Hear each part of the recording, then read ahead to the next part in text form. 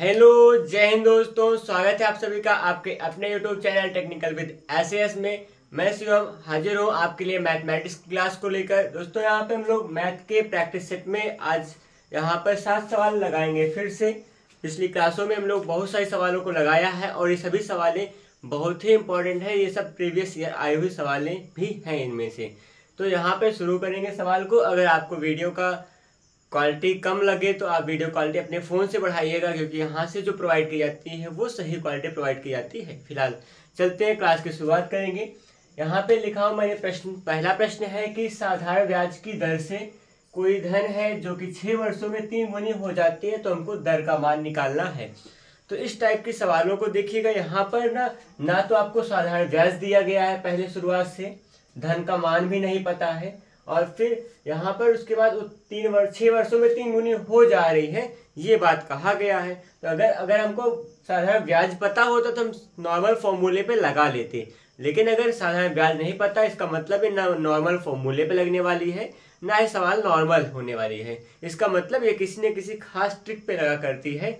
ऐसे सवालों के लिए थोड़ा सतर्कता से काम करेंगे। इसमें दो चीज इस सवाल में, मतलब ये जो सवाल होती है 2 टाइप की होती है। एक में दर का मान पूछा होता है, एक में पूछा होता है समय का मान। एक में समय का मान देकर दर पूछेंगे, दर का मान देकर समय पूछेंगे, ये 2 बातें होती हैं। चलिए देखते हैं इसके लिए कौन सा फॉर्मूला लगाते हैं हम लोग। यहाँ फॉर्मूला मैं लिख रहा हूँ। जैसे इसके लिए फॉर्मूला होगा, अगर आर का मान निकालना होगा, दर का मान निकालना होगा, दर के लिए करेंगे are equals to n-1। n क्या है, वही गुने की बात कर रहे होंगे, इंटू में 100 होगा, अपॉन में यहाँ पे t। अगर यहाँ पे आपको समय का मान निकालना होगा तो आप समय का मान निकालेंगे पक्षांतर करके, कुछ भी करके, और फिर अगर दर का मान निकालना होगा तो आप यहाँ से दर का मान निकाल सकते हैं। तो इसमें ये 2 टाइप के सवालों को जिससे हम सॉल्व कर सकते हैं, चाहे दर का हो चाहे फिर समय निकालने का हो। फिलहाल लगाएंगे सवाल को। ये सवाल कैसे होगा, यहाँ पे n का मतलब 3 हो जाएगा, 3 - 1 गुणा में यहाँ पे 100 लिखा गया है, ठीक है। पूरे का बटा समय में कितना है, 6 वर्ष है। अब 3 में से 1 यहाँ पे घटेगा, 2 गुणा में 100 हो जाएगा, और पूरे का जो बटा 6 आएगा, 2 3 अच्छा 3 बचेगा। अगर कहा जाए तो r का जो मान आएगा वो 100/3 बन रहा है ना। 100/3 का मतलब कह सकते हैं 33 सही 1/3 होगा। ये इतना प्रतिशत जो होगा आपका दर का मान होगा इस सवाल के लिए। तो फिलहाल अगर ऑप्शन की बात किया जाए तो ऑप्शन नंबर जो 3rd होगा वो आपके सवाल का राइट आंसर होगा, जो कि 33 होला 1/3% लिखा गया है, ठीक है। बढ़ेंगे अगले प्रश्न की ओर। तो अगले प्रश्न में, प्रश्न नंबर 2 में लिखा है कि 90 किलोमीटर की रफ्तार से जा रही कोई रेलगाड़ी है जो कि एक खंभे को 7 सेकंड में पार कर जाती है, उस रेलगाड़ी की लंबाई ज्ञात करना है। यहाँ पर ये भी सवाल पहली बार नहीं लग रही, कई बार लगाई जा चुकी है। जैसे कोई रेलगाड़ी है या कोई बड़ी गाड़ी है, किसी छोटी वस्तु को पार करती है, तो चली गई दूरी होगी उस रेलगाड़ी या उस बड़ी गाड़ी की लंबाई के बराबर हुआ करती है। यही क्या हो जाएगा, अगर वो किसी बड़ी वस्तु को पार करती से किसी पुल या किसी प्लेटफॉर्म को पार करेगी, तो फिर क्या हो जाएगा, दोनों की लंबाइयों का योगफल जो होगा वो चली गई दूरी होगी। यही हमारे पास कॉन्सेप्ट है। चलिए कर लीजिए इसको भी। यहाँ पर रेलगाड़ी की लंबाई पूछे तो वही दूरी का मान निकालना हमको कुल मिलाकर। तो दूरी बराबर क्या होता है, 4 गुणा में समय कहते हैं लोग। डिस्टेंस इक्वल टू होता है स्पीड इंटू में टाइम हो जाएगा। ये फॉर्मूला, इस फॉर्मूले से काम करेंगे। एक बात याद भी हो, दोनों का मात्रक को हमको समान रखना पड़ेगा। डिस्टेंस का मान निकालना है जो कि सबका सब मीटर में हमको मिलेगा। अब मीटर मिलेगा तो सब कुछ हमको मीटर में यहाँ रख भी दीजिए पहले से ही, और सेकंड में समय दिया है, जबकि इसकी चाल जो है वो किलोमीटर प्रति घंटे में है। तो किलोमीटर पर आवर को हम मीटर पर सेकंड में पहले तो उसको कन्वर्ट करेंगे, ठीक है। तो यहाँ पे जो स्पीड है 90 है, तो यहाँ पे 90 को क्या कीजिएगा, 5/18 से गुणा कर देंगे तो क्या हो जाएगा, ये मीटर पर सेकंड बदल जाएगा, ठीक है। ये जो कि हमारा चाल निकल चुका है। और फिर समय का मान क्या है, 7 सेकंड है, 7 कर दीजिएगा, ऐसे यहाँ पर आ जाएगा जो आना होगा। तो आगे बढ़े तो यहाँ पे देखें, यहाँ 18 का 5 बार जाएगा, ये 5 हो गया पूरा मतलब, और फिर यहाँ 5 × 5 = 25 होगा, 25 का 7 से कर दीजिएगा तो 100 कितना हो जाएगा, 75, जो कि आएगा मीटर में। तो यहाँ पे जो चली गई दूरी होगी वो 175 मीटर होगी, और यही दूरी क्या है, ट्रेन की लंबाई है। तो ट्रेन की लंबाई कितनी हो जाएगी, जो कि ऑप्शन नंबर आप 3rd की बात करोगे, 175 मीटर जो कि लेकर आ रहा है। तो ये लगी सवाल यहाँ पर। इस प्रकार सवालों पे काम करेंगे। आगे बढ़ते हैं। अगला प्रश्न हमारे पास है, प्रश्न नंबर 3 है। तीसरे प्रश्न में क्या लिखा गया है उसको भी देख लेते हैं इसी में। तीसरा प्रश्न है, कह रहे हैं कि यहाँ पर 140 मीटर लंबे तार के टुकड़े को 0.3 मीटर टुकड़े में कितने भागों में या फिर 0.35 मीटर के कितने टुकड़े किए जा सकते हैं, ये प्रश्न है। मतलब 140 मीटर लंबा बड़ा सा तार है, ठीक है, उसको छोटे छोटे 0.3 मीटर छोटे छोटे टुकड़ों में बांटना है, उसको कितने भाग कर सकते हैं, ये बात यहाँ पर है। जैसे यहाँ पर मतलब उसको बांटना है, बांटने का काम कौन करता है, जो भाग होता है, डिवाइड होता है, वही बांटने का काम करता है।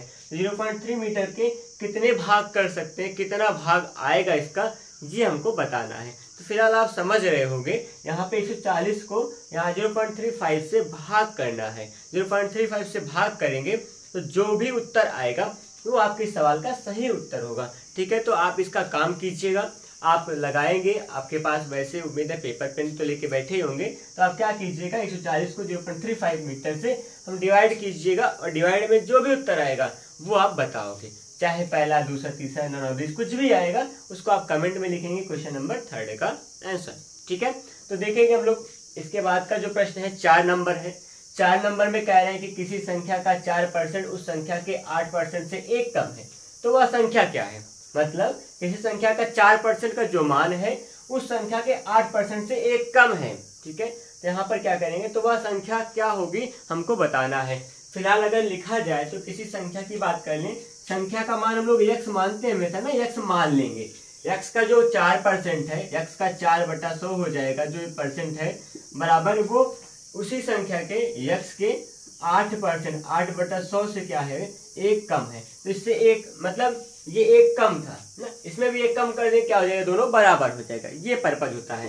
तो फिलहाल करें तो यहाँ पर क्या होगा, यहाँ से 4 से काटेंगे 25 हो जाएगा, 4 दूना 8 होगा, 4 का 2500 हो जाएगा, ठीक है, इतना हुआ। 1/25 हो जाएगा और फिर बराबर में 2x बटा में कितना 25 है। यहाँ पे x भी साथ था तो यहाँ x ही कर दीजिएगा और माइनस में 1 है, इसको थोड़ा सिंप्लीफाई कर लेंगे, काम हो जाएगा। 1 को बाईं ओर ला रहा हूँ, 1 इधर आएगा, बराबर में x/25 लिखा गया है, 2x/25 है, और ये भी इसको पीछे भेज देंगे तो x/25 हो जाएगा। थोड़ा सा 1 को प्लस बढ़ाने के लिए मैंने ऐसा काम किया है, फिलहाल कोई दिक्कत नहीं है, आप जैसा ही पसंद कीजिएगा सब सही होगा।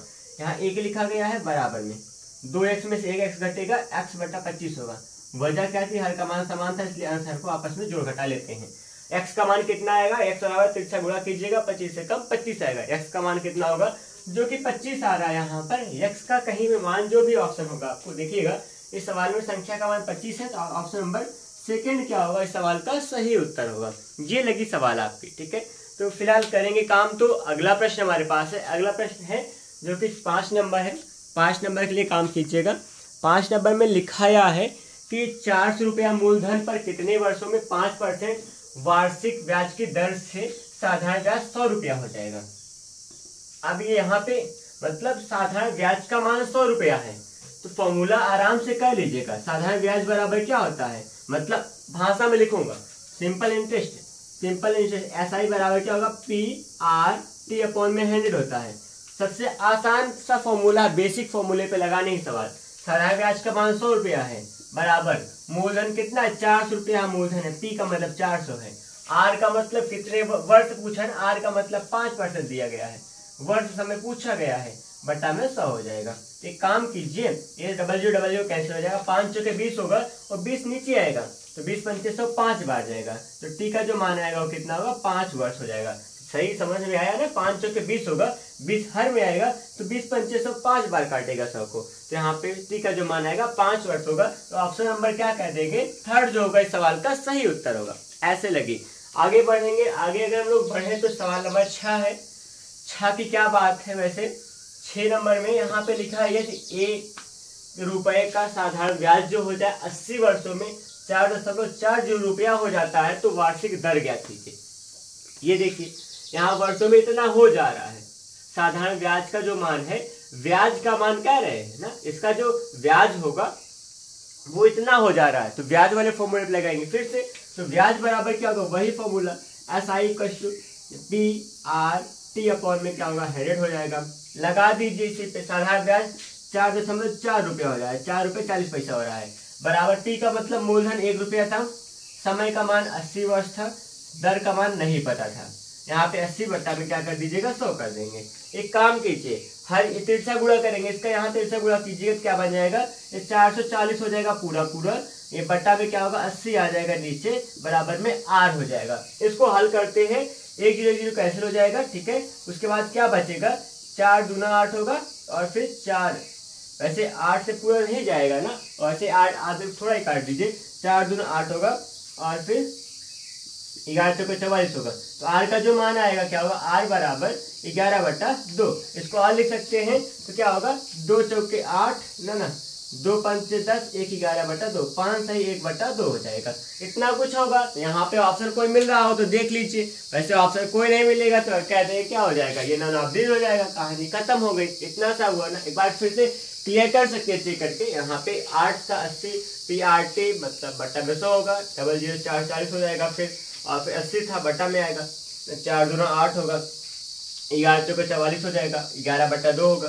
तो 2 पंचे 10 1 11/2। सही तो है, क्लियर है, सब सही। तो यहाँ पे क्या होगा, ऑप्शन नन ऑफ दीज का हो जाए, कहानी खत्म। नहीं ऑप्शन तो कह देंगे नन ऑफ दीज होगा ना। और उसके बाद बढ़ेंगे तो सवाल नंबर 7 है। 7वें प्रश्न की बात करें, 7वें प्रश्न में लिखा क्या गया है, वैसे यहाँ पर लिखा है कि 12,000 रुपए की राशि 3 वर्षों में 10% वार्षिक चक्रवृद्धि ब्याज की दर से कितना होगा। यहाँ चक्रवृद्धि ब्याज की बात कर रहे हैं, तो फॉर्मूला क्या होता है, अमाउंट निकालना, अमाउंट इक्वल होगा P इंटू 100 होगा पहले, 1 प्लस में R अपॉन में 100 होगा, 4 पावर क्या होगा T हो जाएगा। ये है सवाल यहाँ पर ना। इस सवाल के लिए काम करें तो यहाँ अमाउंट का मान निकालना है, P का मान 12,000 रुपया है, और फिर 1 प्लस में R का मतलब दर का मान दिया गया है आपको 100 है, 10% है ना, और फिर बटा 100 होगा, पूरे का पावर कितना 3 वर्ष है, 3 वर्ष कर दीजिएगा आराम से, हो जाएगा 12,000 होगा, और फिर 10 से कटेगा 10 बार जाएगा, 10 से कम 10 से 11 बट्टा में 10 होगा, ये 3 बार किया जाएगा ना गुणा में इसका, तो क्योंकि यहाँ पे कहा 3 है, 11/10 हो जाएगा। अब देखिएगा आगे, ये तीनों जीरो क्या कर देगा, इसको खत्म कर देगा। 11 का यहाँ पे देखिए 12 होगा, अगर नीचे दिख रहा है मैं नीचे लिखूंगा, नीचे नहीं हो पाएगा यहाँ कर रहा हूँ, 12 है, 12 गुणा में 11 गुणा 11 गुणा 11, 11 का 3 बार गुणा करेंगे 13 कितना हो जाएगा, 31 हो जाएगा, 1331 होगा इसका घन, ठीक है। 12 से गुणा करेंगे, 12 एकम 12 होगा, 12 दिया 36, 1 37 होगा, 12 दिया 36 और 39, 12 एकम 12 3, यहाँ पर हो जाएगा 15,972 होगा। कोई ऑप्शन दिख रहा है क्या, हाँ ऑप्शन नंबर फर्स्ट होगा 15,972। दोस्तों इस तरह से लगे सवाल आज की। फिलहाल वीडियो में बने रहे, इसके लिए बहुत धन्यवाद। अगर आप वीडियो में नए हैं तो चैनल को सब्सक्राइब कीजिएगा और आनंद लीजिए पढ़ाई का, मैथमेटिक्स का। फिलहाल मिलते हैं अगली क्लास में, धन्यवाद, जय हिंद।